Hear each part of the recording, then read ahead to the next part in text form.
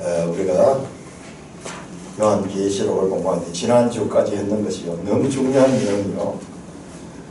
그렇지만은 그 내용들이 좀 황당하기도 하고 무섭기도 하고 두렵기도 했지만은 제가 보니까 저는 지금 한 12장까지 공부를 다 했는데 이게 전반부예요. 1장에서 11장까지가 1부, 12장부터 나머지 22장까지가 2부예요. 2부. 그 중에서도 12장이요. 12장이 중간에 센터에 딱 있습니다. 12장이 중심이에요. 여기에서도 이 구조를 발견했어요. 우리가 여러분들 성경을 자세히 보면요. 마태복음도 1부, 2부가 있고 요한복음도 1부, 2부가 있어요. 이제는 우리는 그냥 성경을 가진 자들은 성경을 아는 자들이 돼야 돼요. 이 성경은 저 육신 요건이 다 놀라운 구조를 가지고 있어요. 그런데 이 계시록도 보니까는 딱 그인데, 자, 우리가 한번 계시록의 구조 지금까지 공부해 놓은 것을 한번 살펴보도록 합니다. 자, 1장에서 2장, 1장이 하나의 서론으로 볼 수 있습니다. 1장이. 그 다음에 2에서 3장이 7 교회에 관한 말씀입니다. 7 교회에 관한 말씀. 자, 4장에서 5장이 하늘 성소의 보좌, 하늘 보좌와 어린 양, 5장에서 어린 양이 나오고 4장에서는 보좌에 앉으신 분이 쫙 영광스럽게 나왔죠. 자, 6장은 오늘 우리가 읽은 6장은 제일 7 재앙 가운데서 7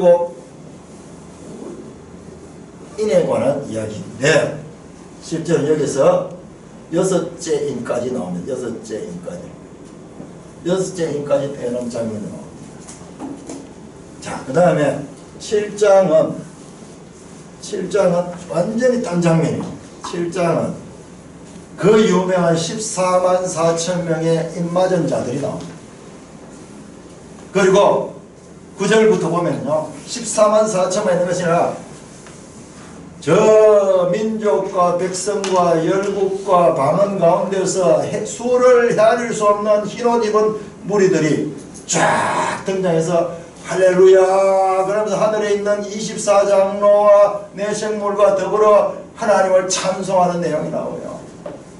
그 다음에 그들이 쫙 새하늘 새 땅에 들어가서 영광스러운 모습이 나옵니다. 7장은요 교회의 승리 또는 영광. 7장을 이게 핵심이에요. 6장은 막 어두운 이 심판이 나오지만요, 7장은 갑자기 교회가 쫙 해서 이 땅에서는 비록 짓밟히지만 하늘에서 보니까는 이들이 다 인을 맞아가지고 이 재앙들이 일어나더라도 이들은 헤아릴 수 없어요. 그리고 새하늘 새 땅에 이미 들어갔어요. 7장 후반절에 보면요, 7장 12절에서 15절까지 보면은 그 바로 저 계시록에서 나오던 제 21장 22장에 나오는 새하늘 새 땅에 하나님이 그들 위에 장막을 펴시고 그들은 하나님의 백성이 되어 하나님은 그들의 이 하나님이 되시는 거룩한 연합이 이루어지는 그 장면입니다. 자, 8장은 요 6째 인까지 듣죠. 7째 인 마지막 인이죠. 마지막에 떼지는 장면이 나오고, 그 다음에 8장 6절부터는 7 나팔장이 나옵니다. 나팔장이 8장에서 9장까지 나오고, 10장 11장은요 10장에서 11장은 우리가 아까 저 성찬하면서 읽었던 부분도 여기 포함인데, 10장에서 11장은요 이와 같은 7 나팔의 재앙 가운데서 교회의 사명, 아까 봤죠? 이 힘센 천사가 나타나서 책을 가지고 있는데 요한에게 와서 먹으라 그러고 다시 가서 예언하라 그렇게 하면서 11장에 보면요. 11장에 보면 성전을 청량하는 장면이 처음에 나오고 그 다음에 두 정인이 나와서 복음을 전파하는 내용이 나와요. 쫙 하면서 교회 정인은 더 정확히 보면 11장 13절까지고 그 다음에 11장 14절에서 19절까지 여기가 일곱째 나팔이야. 일곱째 나팔이 부는 내용이에요. 일곱째 나팔. 여기는 일곱 나팔 가운데서 8장 9장에는 6나팔만 나와요. 6나팔만. 이 구조가 똑같아요. 여기도 보세요. 6장에서도 7인 가운데 6인까지만 나왔다가 그 다음에 일곱째 인은 8장에 가서 떼어졌는데 일곱 나팔장도 마찬가지예요. 쭉 8장 9장에서 일곱 나팔 가운데 6째 나팔까지 불다가 그 다음에 중간에 이 10장 11장 13절까지가 다시 다른 장면, 교회가 사명을 가지고 복음을 전파해야 될 그 사명에 대한 장면이 나오고 그 다음에 마지막에 보면은 일곱째 나팔이 부는 장면이 나오고 12장으로 넘어갑니다. 12장. 여기까지 내용이 요한계시록의 일부입니다. 일부. 자, 이런 구조만 발견해야 돼요. 자, 우리 매일성경 73쪽 한번 73쪽. 이 성경신학자들이요. 저는 성경신학자들 참 존경하게 돼요. 공부를 해보니까 이분들은 이렇게 연구를 해도요.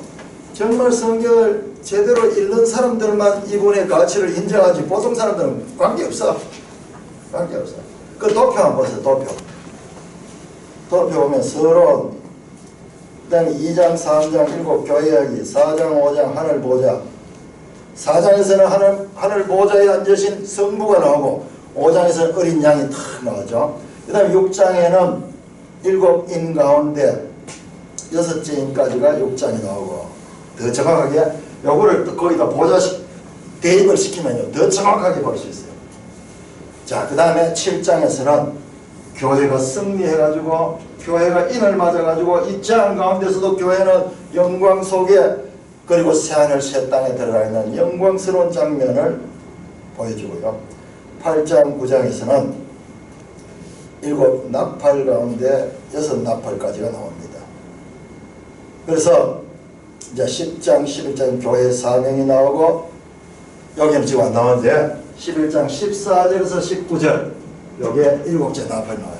그러니까 이 도표는 조금 간략화되는 거고 제가 설명한 것은 여기다 조금 더 덧붙여요. 그러면 정확하게 계시록 11장까지를 이해하게 됩니다. 그래서 계시록 11장까지가 보니까는 엄청난 내용이 함축되어 있는데 오히려 이제 후반부가 더 쉬워요. 후반부가 더 쉽습니다. 근데 전반부의 내용이 너무나 함축되어 있기 때문에 이것을 우리가 제대로 이해하는 것이 참으로 중요하고 자 보세요. 7인 7 나팔 전부 이 재앙들입니다. 그래서 이거 합쳐서 뒤에 저 15장부터 또 7 대접 심판이 7 대접 심판이 나오는데 이 7, 7, 7, 7 세 번의 이 재앙들이 계속 나오는데 그 가운데서 보세요. 우리가 뭘 봐야 되나? 우리 그 재앙만 봤지 성경에서 우리에게 보여주고자 하는 건 이거예요. 이거.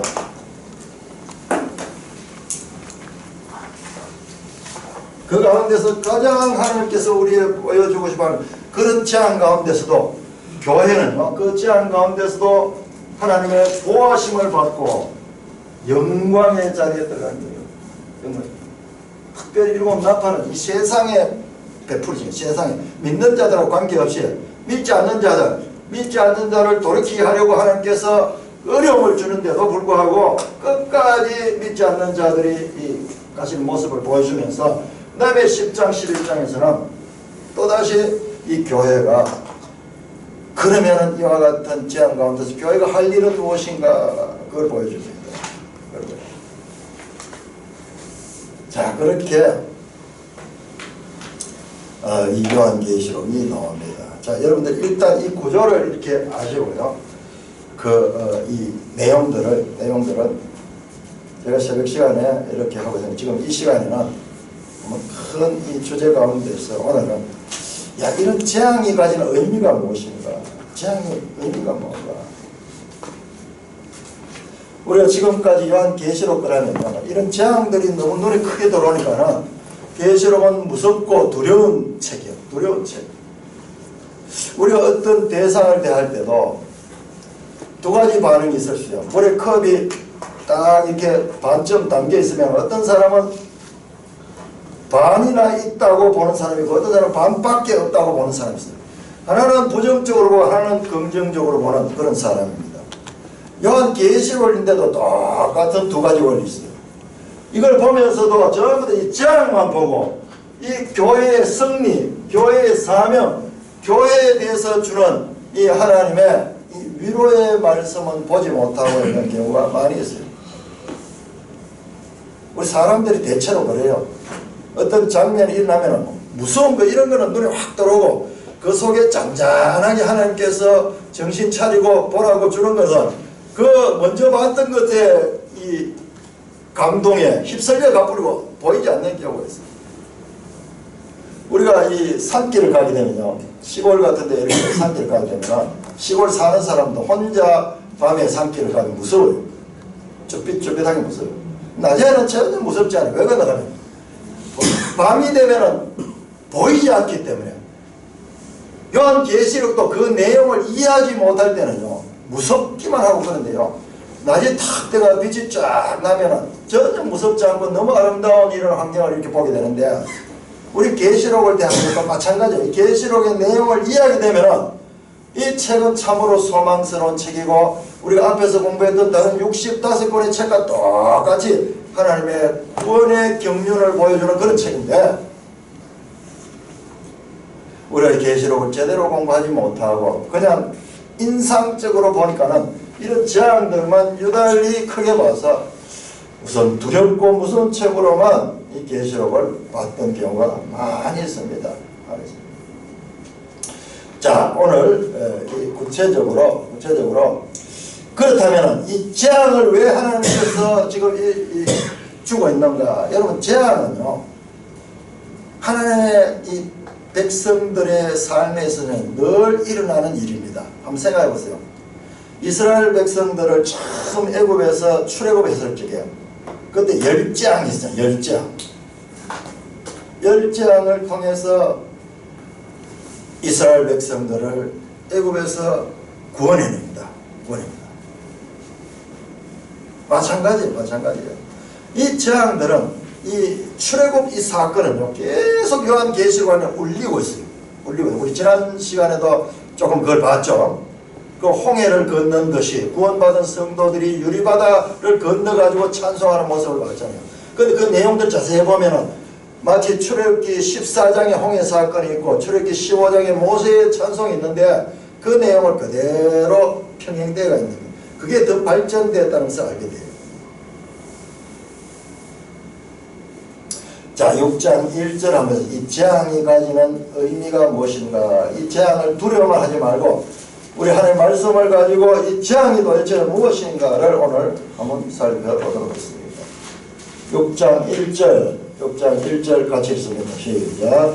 내가 보내 어린 양이 7인 중 하나를 떼시는데 그때 내가 들으니 내 생물 중에 하나가 우레소리 같은 소리를 받으되 오라 하시기로. 자, 7인을 뗀다는 것은요, 이 두루마리의 인을 뗀다는 것은 이 속에 기록되어 있는 이 내용이 역사 가운데 펼쳐지는 겁니다. 이 인을 뗀다는 이 역사를 다 이야기해요. 인류의 역사, 예수 그리스도의 초림에서 재림할 때까지 인류의 역사가 그 속에 다 담겨 있어요. 그런데 누가 인을 떼고 있습니까? 보세요. 마귀가 인을 떼는 것이 아니라 어린 양이 인을 떼고 있다. 이 재앙을 일으키는 이런 모든 인 떼는 작업의 주체가 누구냐? 사탄이 아니고 어린 양이다. 어린 양이다. 자, 5장에서 7인이 인봉된 그 두루마리를 어린 양이 받았죠. 그 장면이요, 엄청난 내용이요. 그 장면 자체가 일어날 적에 하늘에서 경배가 일어나고 찬송이 일어나며 그 장면, 천사들도 하늘에 있는 천사들, 천천만만의 천사들, 그리고 서로를 헤아릴 수 없는 이 하나님의 백성들이 찬송하는 장면이 나왔어요. 그 두루마리를 취한다 하는 그 장면이요, 온 인류 역사를 그 속에 다 포함하고 있는 그와 같은 구속의 드라마를 시작했다는 그 상징이에요. 자, 그렇게 받아가지고 이제 어린 양이 이럴 때입니다. 자, 그래서 여기에 보면은 넷째 인까지 떼는데 4가지의 다른 색깔을 가진 말들이 나오고 그와 더불어 재앙이 나옵니다. 자, 이 내용은 하나하나 설명할 시간이 없고 오늘은요. 자, 이거는 스가랴서 6장 1절에서 8절에 보면은 이 4말과 그 재앙이 이미 나옵니다. 그러니까 계시록을 그냥 읽어가지고는 아무리 달달 외워도 그 뜻은 몰라요. 이 뜻은 어떻게 알 수 있냐? 구약 성경에 대한 탄탄한 이해력을 가진 사람은 이게 어렵지 않아요. 기초가 되어 있는 사람은 어렵지 않아요. 기초가 없는 사람은 이거 읽어가지고는 무슨 말인지 그야말로 두려울 수밖에 없는 거예요. 우리 스가랴서도 지난번에 공부했는데 거기에서 이 내용들이 나왔어요. 자, 이 재앙들을 자세히 보시면은요, 자, 4절, 2절 먼저, 2절에 보니까는 면류관을 받고 그랬습니다. 2절에 흰말을 탄 자가 나오는데 활을 가졌고 면류관을 받고 나가서 이기고 또 이긴데, 자, 면류관을 받았다는 것은 자기가 스스로 있는 것이 아니고 이 다른 곳으로부터, 즉 하나님께로부터 그 받았다는 뜻이에요. 자력이 아니고 타력을 통해서 그가 지금 일한다는 것입니다. 면류관을 받았다. 이 면류관은 자기 것이 아니고 하나님께서 주신 것이에요. 주신 것. 자, 지금 이럴 때는 주체가 어린 양이라고 그랬죠. 그럼 어린 양이 주신 면류관이에요. 자, 4절 보세요. 4절 둘째 이 말이 나오는데, 둘째 생물이 많은 붉은 말이 나오는데, 그 탄자가 어떻게 허락을 받았다. 자기 마음대로 하는 것이 아니라 허락을 받아서 일을 하고 있는 것입니다. 4절 또 후반절에 보면 큰 칼을 받았더라. 이 큰 칼도 자기가 마음대로 쓰는 게 아니라 받은 것이에요. 받은 거. 그 다음 6절 보세요. 6절에 보면은 6절에 한 데나리에 밀 한 대요 한 데나리에 보리석 대로다. 또 감람류와 포도주는 해치지 말라. 이것은 기근을 가리키는 양인데요, 평소의 가격보다도 8배나 물가가 폭등해가지고 사람들이 먹을 것이 없는 것과 같은 상태예요. 얻기가 났는데, 그런데 감람류와 포도주는 해치지 말라. 이것은요, 그야말로 극심한 기근으로 그냥 두지 않고 그 가운데서도 해치지 않도록 살 수는 있도록 해주는 것과 같은 통제예요. 마음대로 하는 것이 아니라 해치지 말라. 자, 8절 보세요. 8절은 이제 앞에 나오는 내용을 전체를 다 포함하는데, 8절 후반절에 보시면은 그들이 땅 4분의 1의 권세를 얻다. 그들은요, 여기서 나오는 그들은 첫째부터 넷째까지 말이에요. 다 그들이 하는 일은 뭐냐? 땅 4분의 1을 권세를 얻었다. 재앙을 내리되 무한정한 재앙이 아니고 4분의 1 25%의 권세만 가지고 재앙을 내린 거예요. 그러니까는 지금 이 재앙들은 무시무시하게 보이고 이렇지만 이 재앙들은 절대적으로 통제를 받고 있는 재앙이다 하는 것을 우리는 알 수가 있습니다. 자, 이것은요, 뒤에 나오는 7 나팔 재앙에도 그렇게 이어집니다. 자, 9장 한번 보고요. 9장 9장 1절 보시면은 9장 1절 끝에 보니까는 무저갱이 열쇠를 받았더라. 열쇠를 받아 열쇠를 자기가 만들어내고 자기 임의도 한 거가 하나님께서 그에게 열쇠를 줬습니다. 3절도 3절 제일 끝에 전갈의 권세와 같은 권세를 받았더라. 자기가 하는 거 아니에요. 받고 하는 거예요. 4절에도 보니까는 통제가 있습니다. 땅에 풀이나 푸른 것이나 각종 수목은 해하지 말고 오직 이마에 하나님의 인침을 받지 아니한 사람들만 해하라. 나팔 제한은요, 여기 인받지 않은 사람들에 대한 것이에요. 그 다음에 5절도 보면은 괴롭히는데 죽이지를 못하게 하시고 5달 동안만 괴롭게 하는 거예요. 그래서 5절 끝부분에는 그 꼬리에는 5달 동안 사람을 해야 할 권세가 있다. 이 권세는 무한한 권세 아니에요. 제한된 권세, 통제받는 권세라는 것을 우리가 알 수가 있습니다. 자, 재앙이 일어나는데 이 재앙의 출처, 이 재앙을 주관하시는 분은 하나님이십니다. 야, 여러분 분명히 해야 됩니다. 이 재앙은 사탄이 자기 마음대로 일으킨 거 아니에요. 이 땅에서 일어나는 재앙들은 성경에 분명하게 하나님의 통제 가운데 진행된다는 것을 성경은 분명히 말씀하고 있습니다. 우리 이것을 이해하는 것이 너무나 중요해요. 오늘 많은 기독교 지도자들조차도요, 사탄은 하나님과 상관없이 자기 마음대로 자율적으로 악한 일을 무한히 행할 수 있는 존재라고 잘못 생각하고 있어요. 그건 피상적인 생각이에요. 근데 성경을 자세히 보면요, 성경에는 그렇잖아요. 여러분 대표적인 게 욥기입니다. 욥기 2장 3장에 사탄이 나오는데요, 사탄이 하나님의 허락을 받아서 일합니다.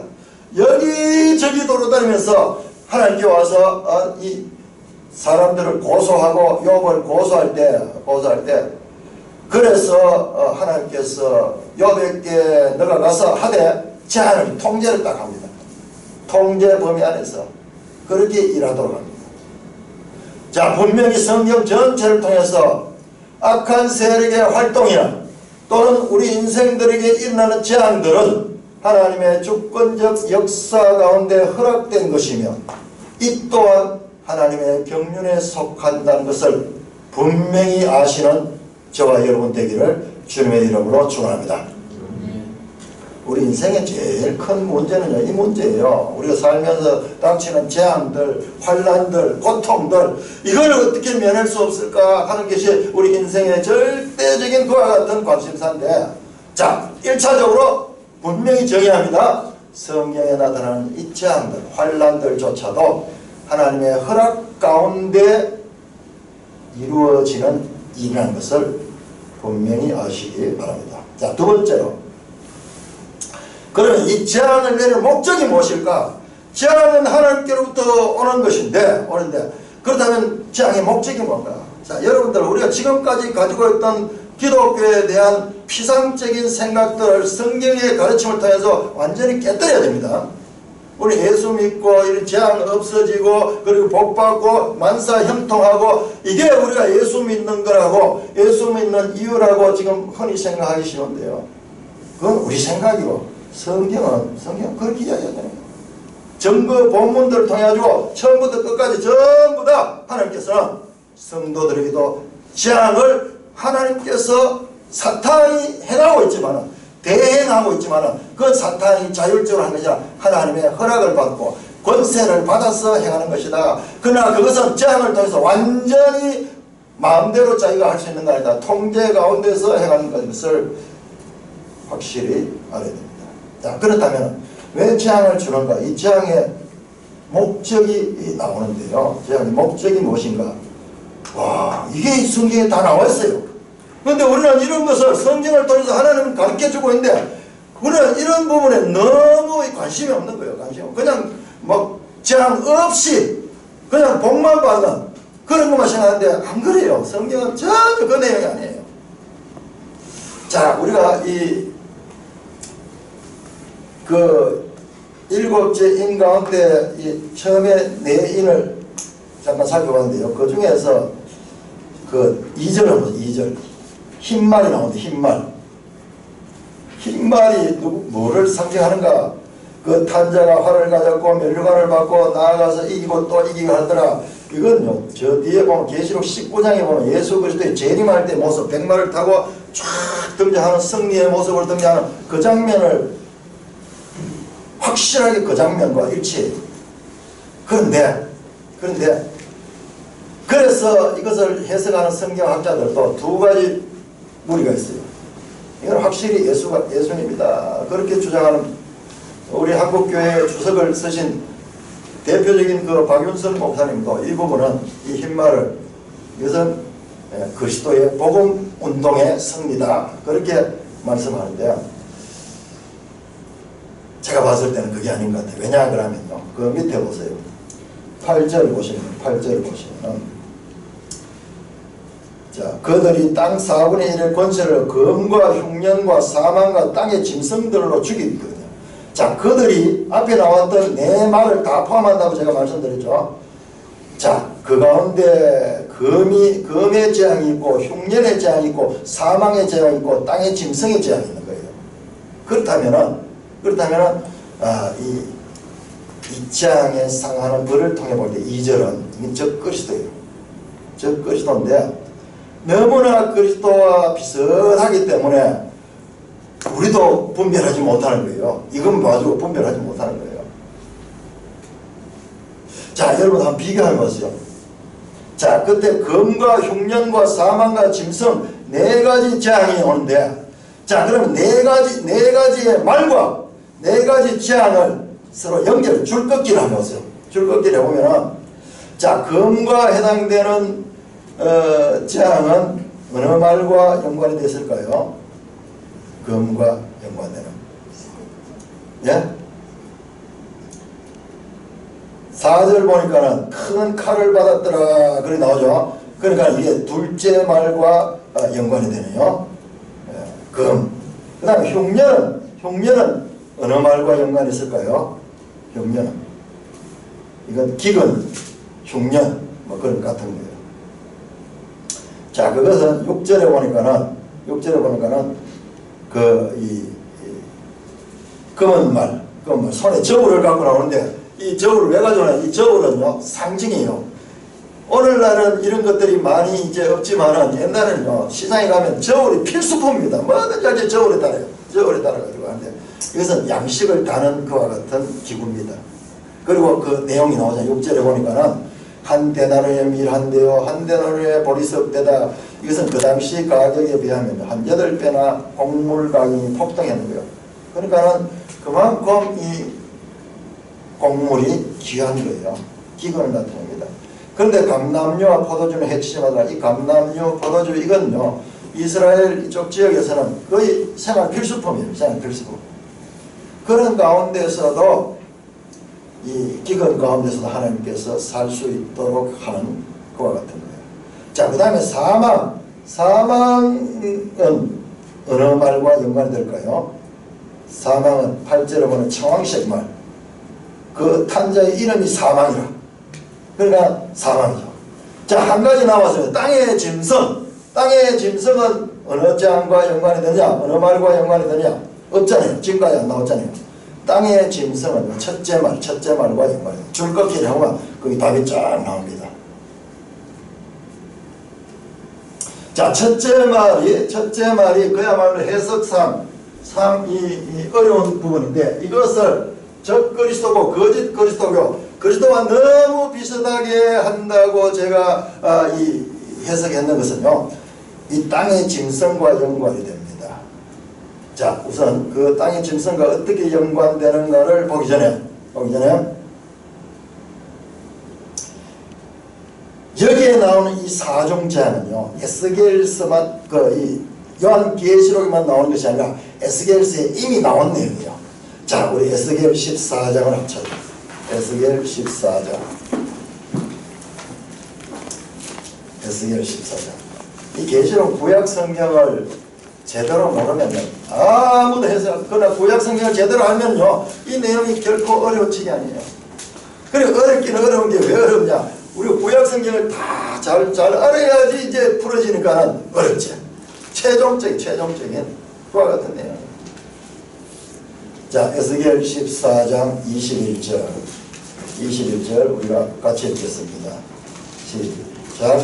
주 여호와께서 이같이 이르시되 내가 나의 네 가지 중한 벌 곧 칼과 기근과 사나운 짐승과 전염병을 예루살렘에 내려 사람과 짐승을 그 중에서 끊으니 그 해가 더욱 심하잖아요. 자 여기 14장에 나오는 재앙이 네 가지 재앙이에요. 칼과 기근과 사나운 짐승과 전염병. 계시록 8장에 나오는 그 사망이 전염병입니다. 청황색 말은요 전염병이 걸려가지고 사람이 죽어가는 그 이 피부 색깔을 나타내는 거예요. 그래서 정확하게 계시록 4장의 배경은 에스겔 14장이다. 에스겔 14장.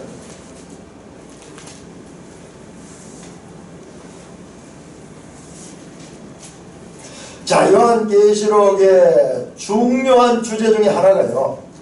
하나님의 교회에 환난은 왜 있는가? 하나님의 교회에 재앙은 또 왜 있는가 하는 것이라고 제가 말씀을 드렸습니다.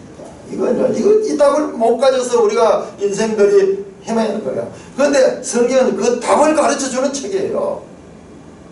자, 에스겔 14장을 자세히 공부해보면요. 여기에서 이 재앙을 주시는 하나님의 뜻이 뭔가를 알 수 있는 내용이 나옵니다.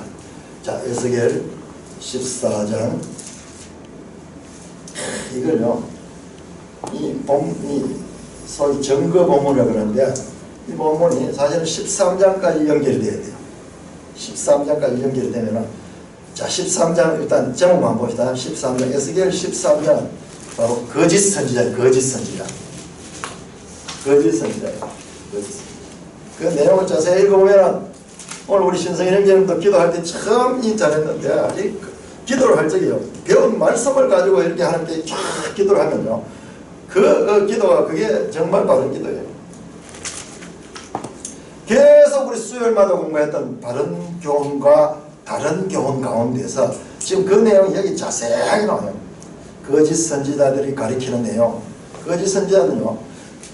어떻게 하는 거면 사람들 듣기 좋은 이야기, 사람들 듣기 좋은 이야기.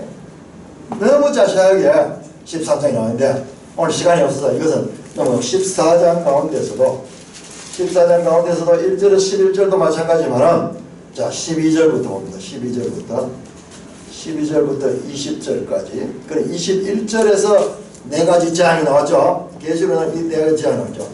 자 11절부터 20절까지 내용이 뭐냐, 우리 지난번 에스겔 공부할 때 공부했던 거예요.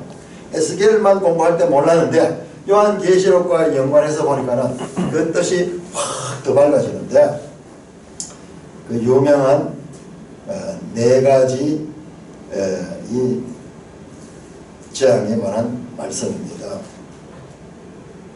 한번 교독해 보겠습니다. 12절부터. 이게요, 지금 계시록과 똑같아요.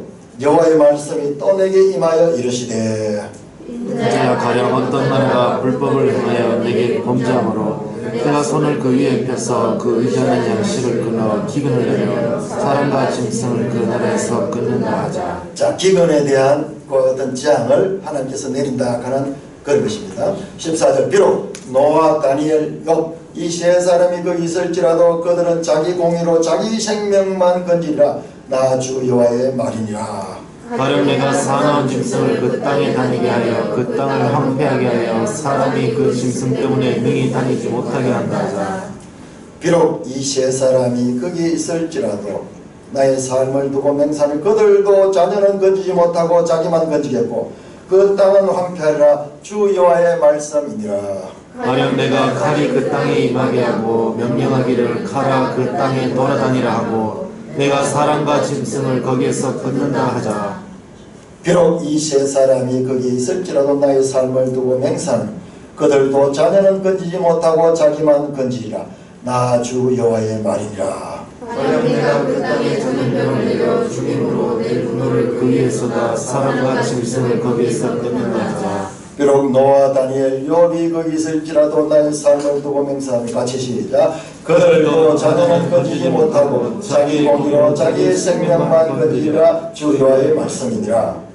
자 13절에 기근이 나왔고 15절에요. 15절은 사나운 짐승이 나왔고 그 다음에 17절에는 칼이 나오고 금의 재앙. 그 다음에 19절에는 전염병, 사망이죠, 사망. 그래서 21절에 칼과 기근과 사나운 짐승과 전염병, 이 사중재앙. 또한 계시록 6장 1절에서 8절 나오는 이 사중재앙의 근거는 여기서 나와요. 여기서 나옵니다.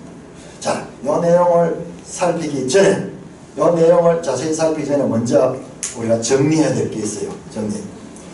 자, 여기에 짐승이 나오고 사람과 짐승을 그날에서 끊는지 하자. 이 계속 후렴으로 나오죠. 네 분 다 사람과 짐승을 그날에서 끊는다 하자. 이 말은 뭐냐 그러면은 이 재앙을 통해서 사람도 죽고 짐승도 죽는다는 말이에요. 자, 그런데 15절에 보니까 가령 내가 사나운 짐승을 그 땅에 다니게 하여 항폐하여 사람이 짐승 때문에 너희 다니지 못하게 한다 하자.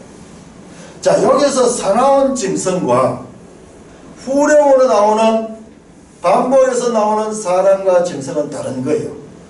그러니까는 이게 우리의 번역에 있어가지고 이런 것들은 참 아쉬운 부분이에요. 우리 번역하신 분들이 얼마나 참 해서 우리가 이 히브리인들의 성경을 오늘날 우리가 읽을 수도 이렇게 만들어줬지만은 아쉬운 점이 요 원어상으로 이 짐승과 사나운 짐승은 다릅니다. 자, 우리 창세기 1장 넘어갑니다. 자, 우리 성경이 어떤 책인가?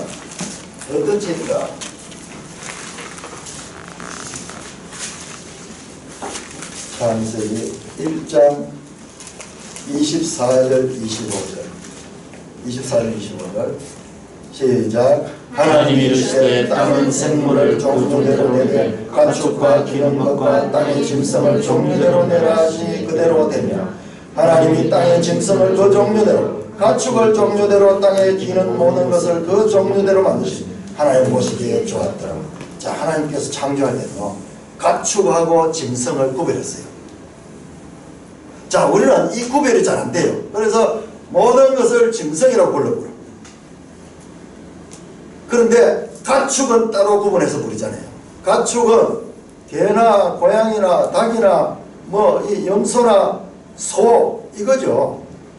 짐승은 비스트 영어가 달라요. 그리고 이 원어상으로 짐승은요 카이 짐승. 그 다음에 가축은 베헤마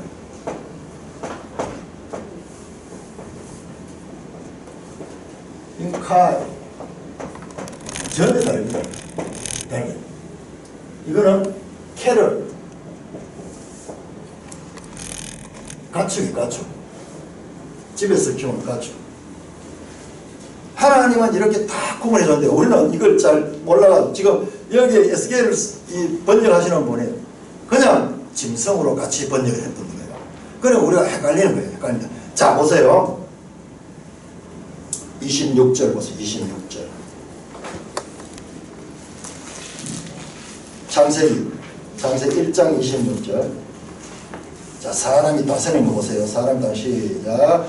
하나님이 이르시되 우리의 형상을 따라 우리의 모양대로 우리가 사람을 만들고 그들로 바다의 물고기와 하늘의 새와 가축과 온 땅과 땅에 기는 모든 것을 다스리게 하자. 자, 여기에서는 24절 25절에 나오는 그 하나님의 피조물 가운데 생물들 가운데 짐승은 빠져 있어요. 사람이 다스릴 수 있는 것은 가축이에요. 가축. 그리고 짐승은 사람의 다스림의 영역에서 빠져 있습니다. 자, 이 의미가요. 요한계시를 가서 풀어줍니다. 요한계시를 풀어. 자, 그래서 다시 에스겔로 넘어가서 자, 그래서 15절에 내가 사나운 짐승을 그 땅에 다니고 하고 그 짐승 때문에 요거는 그대로 쓰고요. 나중에 나오는 그 계속 나오는 후렴구 사람과 짐승을 끊는다 하죠. 사람과 가축을 끊는자 하라고 딱 바꿔야 돼요. 사람과 가축. 요건 번역상의 조금의 실수가 아니라 이것은요 되게 중요한 거예요. 되게 중요한 거예요. 자, 왜 그런가는 제가요 여러분들 계시록 13장부터요 계시록 13장부터 하면 11장 안에도요 짐승이 한번 나왔어요. 사나운 짐승이 한번 나왔어요. 근데 13장 이후에서 13장 1절에는 바다에서 나오는 짐승이 나오고 13장 후반절에는 땅에서 나오는 짐승이 나오고 그리고 계속 짐승은 계시록 후반부에서 중요한 악의 대행자로 등장한대요. 그 짐승이 뭐냐? 그럼 그 짐승이 뭐냐? 그 짐승이 자 계시록 20장이요. 20장.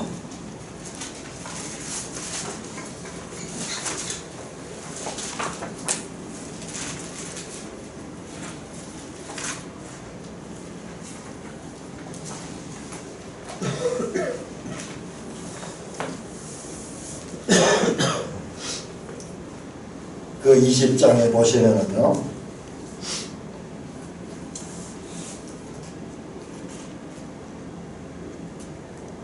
23, 4절에 보니까 내가 보좌들 보니 거기 앉은 자들이 심판한 거죠. 또 내가 보니 예수를 전하고 하는 말씀 때문에 목뱀을 단 영혼들과 또 짐승과 그의 우상에 대해 경배하지 아니한 자들. 이 짐승은요 자 20절 19장 20절도 보세요. 19장 짐승이 잡히고 그 앞에 표적을 행하던 거짓 선자도 함께 잡혔다. 이 짐승이 가리키는 것은 요한계시록 후반에 가서 이게 거짓 선지자다. 거짓 선지자. 다른 교훈 가운데 결정적인 다른 교훈의 이 역할을 하는 자가 짐승이에요. 짐승으로 나타납니다. 그러니까는 우리가 이 짐승에 대한 것은 구별을 해줘야 돼요.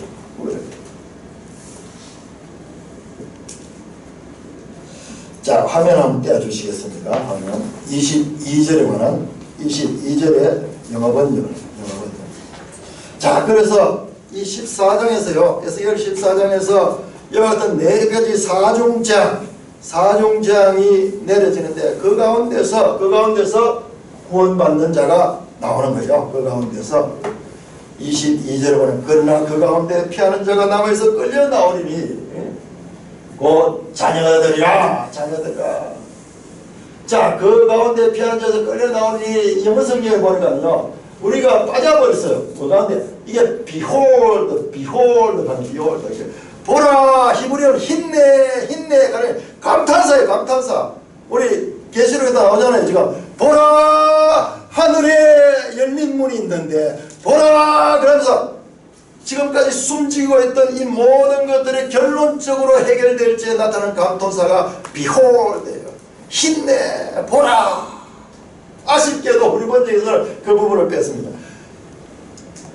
behold some survivor 살아남은 자들 남은 자들 그들은 그냥 son and daughters 그 자녀들 남자와 여자아이 아들과 딸들이 그 가운데서 구원받는 거예요.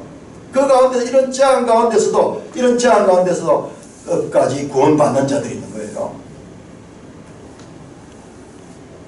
그런데 그들이 어떻게 된다? Consoled for the disaster. 이 재앙으로부터 그들이 받았던 그 재앙에 대해서 그들이 이 재앙이 무엇 때문에 이른가를 알게 된다는 거예요. 자, 다음 화면 한번 보셨어요. 자, 이 console을 하는 단어가요. console가 슬픔, 고통 따위를 누기다, 위로하다 이런 단어예요. 그런데요, 좀 더 들어가게 되면은 만족하다, 납득하다, 그리고 conserve for 그러니까 요게 conserve for 여기 앞에 좀 나오겠어요. 중요한 거 받으면 conserve for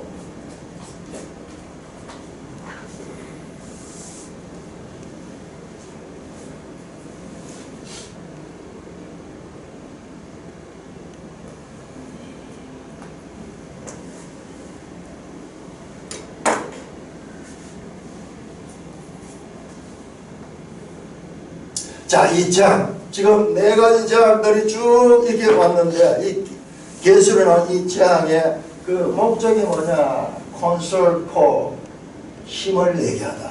힘을 내게 하다. 그 어려운 가운데서도 힘을 내서 어떻게 이기는 거, 이기는 거. 이 장의 목적은요. 장의 목적은 그 가운데서도 하나님을 알게 되고 그 장들을 이겨낼 수 있도록 너희가 위로를 받을 것이라 그 말인데 그 위로를 받는다는 그 말 원어상에 보면은 힘을 내게 한다. 그 내용을 이해하게 되면은 이 재앙만 보게 되면은 우리가 힘을 낼 수 없고 절망밖에 할 수 없는데 그 재앙의 이유를 알게 될 적에 우리가 힘을 낼 수 있고 이길 수 있습니다. 자, 23절 보세요. 23절 계시록 11장 23절 같이 읽습니다. 계시록 14장 23절. 자, 위로를 받을 뿐만 아니라 시작. 너희가 그의 계시록이 아니고 에스겔 14장 23절 에스겔 13절 시작. 너희가 그의 행동과 소행을 볼 때에 그들을 위해 위로를 받고 내가 예루살렘에서 행한 모든 일이 이유 없이 한 것이 아닌 줄 알리라. 이 남은 자들은 하나님이 왜 그렇게 재앙을 내는가 그 이유를 알게 된 거예요. 그 이유를 알게 된 거예요.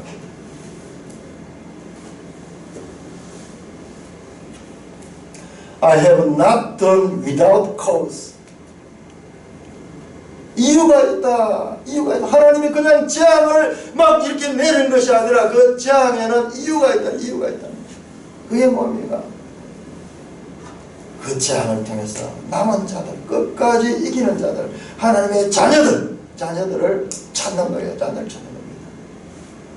자, 이 자녀들이 누구냐 그러면은 자, 계시록 다시 돌아오면 6장으로 돌아오면 6장 요한 계시록 6장을 보시면은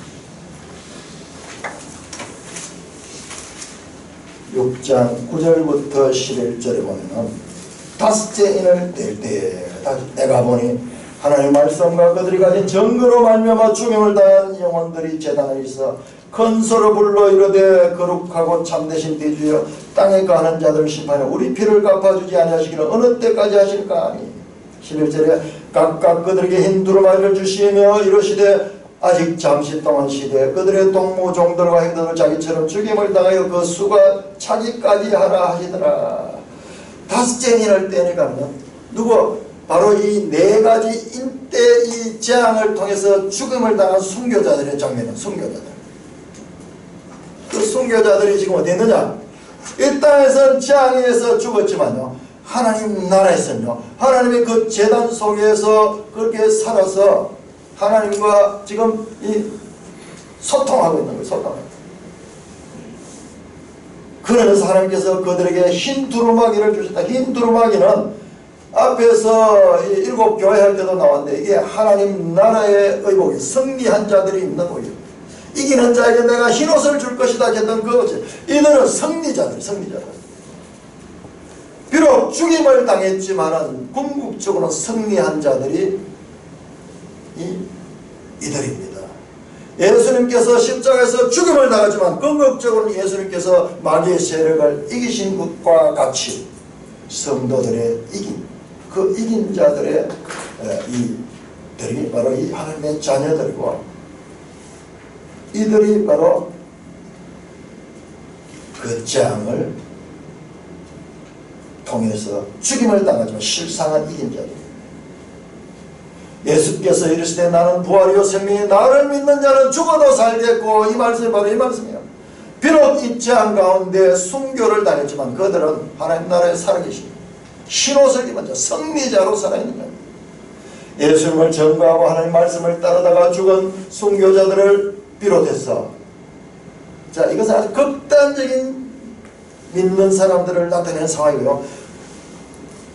끝까지 받은 교훈을 따라가며 하나님 말씀을 따라간 자들이 얻게 되는 것과 같은 자리입니다.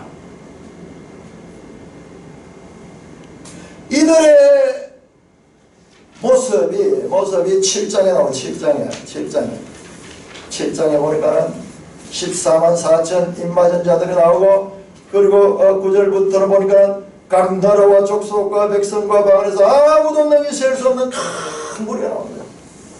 비록 이 재앙 때 그들이 환난을 당하고 심지어는 순교까지 당했지만 이들에게 기다리고 있는 하나님의 상은요, 영원한 상이고, 그리고 이 땅의 어떤 것과도 비교할 수 없는 것 같은 상입니다.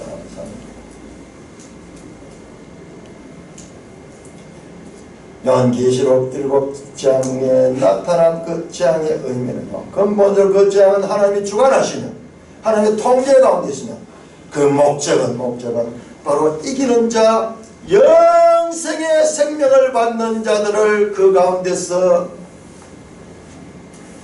구해내는 그와 같은 목적을 가지고 있습니다.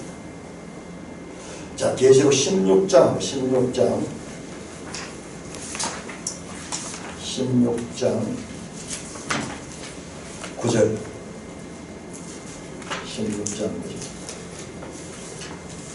같이 읽습니다. 시작. 사람들이 크게 태움을 태워진지라 이 재앙들을 행하는 권세를 가진 하나님의 이름을 비방하고 또 회개하지 않으라. 자, 이 재앙들을 행하는 권세는 누구냐? 하나님이 이 재앙의 권세를 주관하고 계십니다. 믿는 자나 믿지 않는 자에게 다 이 재앙의 권세는 하나님께로부터 나오는 것입니다.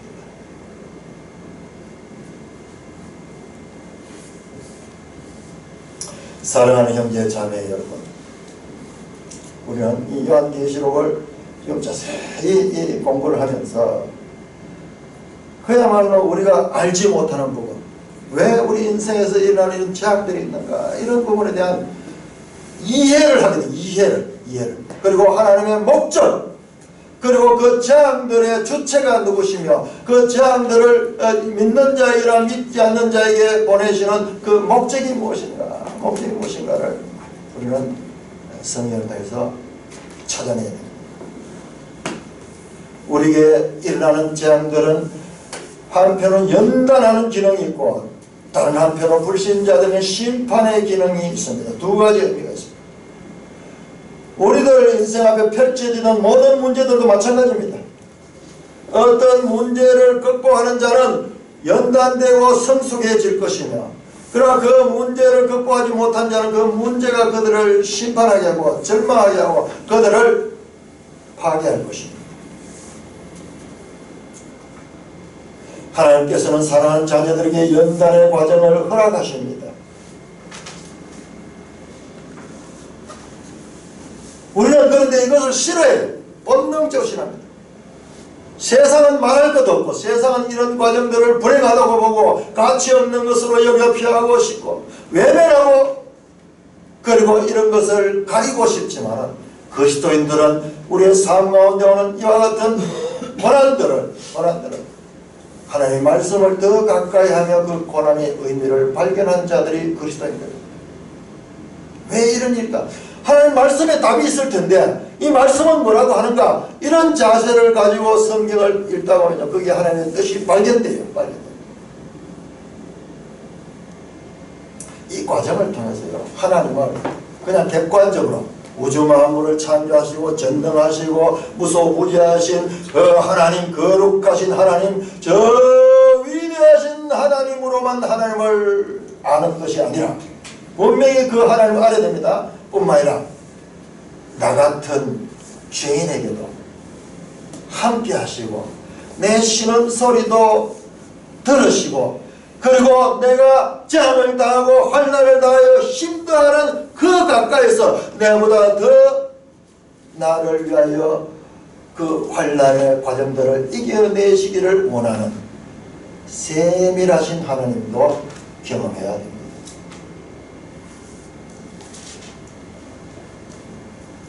저 보좌 위에 가서 14만 4천과 그리고 셀 수 없는 구원받은 그 무리의 반열에 드는 사람은요, 아무도 애여 없이 이와 같은 환난의 과정들을 통과한 자들입니다.